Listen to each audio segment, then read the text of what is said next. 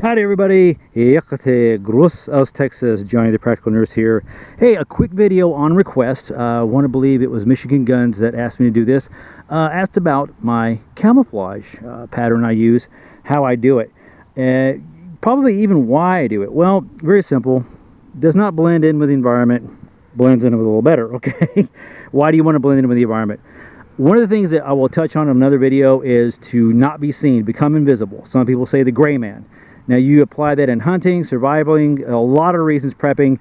There's a lot of reasons you want to apply that method because, let me just drop this, I think they call them eggshells or something like that. What is it? Nuts. They leave you nuts in a film or something like that. They leave you Easter eggs, thank you. Just because the least that people observe you and notice you, the more that you'll be able to get out of a bad situation quicker. Okay, so camouflage, pattern I use. Folks, not rocket science, okay, very simple. Excuse me, kind of a dusty day out here, even for almost fall. But I wanted to show you this, excuse me again, sorry, just a few basic things you're gonna need. Some Rust-Oleum paint and some shades that I use now. The most important thing I want you to tell you you're gonna need is a little piece of expanded metal if you want to do it the way I'm doing this, okay? I call my pattern the Rattlesnake-Skin Pattern. And one thing I want to tell you about, folks, is colors. You know exactly where you live, okay? You know exactly where you live, the environment you'll be hunting in, fighting, bugging in, bugging out, whatever the case may be. You know that environment. You know the colors of your nature out there. Notice, guys, there's not a lot in nature that is black, okay? At least not out here there isn't. Unless you're talking about maybe a shadow, but not a lot black. So therefore I want to take this black mag and turning it into something that is a little more subdued, that blends in a little bit better. Very simple. Take your expanded metal. Got a couple of old scrap 2x4s here. I do not, guys, recommend that you paint this area right here. The part that goes into the receiver, just leave that alone. Don't put your name across there when you go to like warfighter type classes or something like that, running gun classes. Put your name like I do. Put your name on there, okay? That way, that's my mag if you drop it, because you're going to drop some mags. But anyway, put this over that. I'm going to put it over for balance, but just avoid that area. Okay, I'm doing this one-handed, so bear with me, okay? So your color scheme. Well, these are the colors I like. I like this one right here because it blends in with the trees. Out here in Central Texas, our bark is kind of gray. This one for ground and for drier grasses and foliage. This one kind of just goes across with the foliage, guys, okay? This one right here, I use for shadow. All right, ready? Let's rock. Let me show you how we do this. Just plain rattle cans, nothing.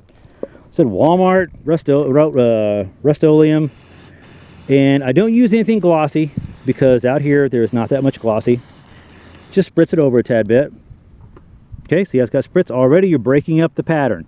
That's the key thing, is to break up that pattern and just lay it back on there. You don't have to put an exact match, people, because what in nature is exact? Okay, think about that. What in nature is exact? Not much. Okay. Let's go to a little bit of ground pattern. People ask me why I'm concerned about gray pattern. Well, that goes back to my theory about cover and concealment.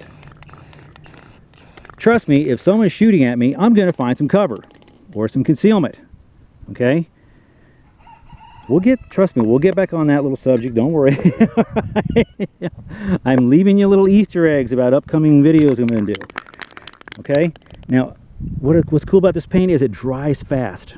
Okay, and just set it back on top. Again, it doesn't have to, people, this is not rocket science. All right, just want to break up that pattern, that's all. Looking prettier? How about that? Rattlesnake scattering, okay? Looks like scales, doesn't it?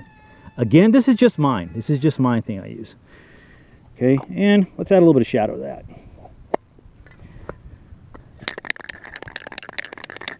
It is hot out here, folks. One key element that you're going to need to do that, you're going to need that sun, okay? You're going to need that sun because that is what helps this stuff dry out. And people ask me, how often do I do this? I tell them twice a year because most of y'all have the benefit of having 4 seasons. You know, summer, fall, spring, winter. Out here in Central Texas, we have, damn, it's hot. Turn the heater on. It ain't so bad. That's our 3 seasons. Now you see what I've come up with, okay? See what I've come up with? Look how much better that blends in as opposed to that. Do you see my point? Okay, now you can continue on, people, and kind of dress it up a little bit better, and that's fine.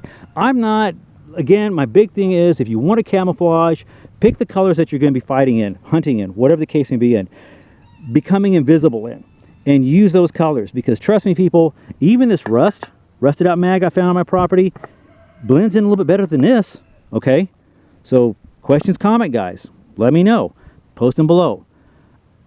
Johnny the Practical Nurse, stay practical in your prep, stay practical in everything you do in life. Questions, comments, as I said, leave them below. Out here. See you next time, folks.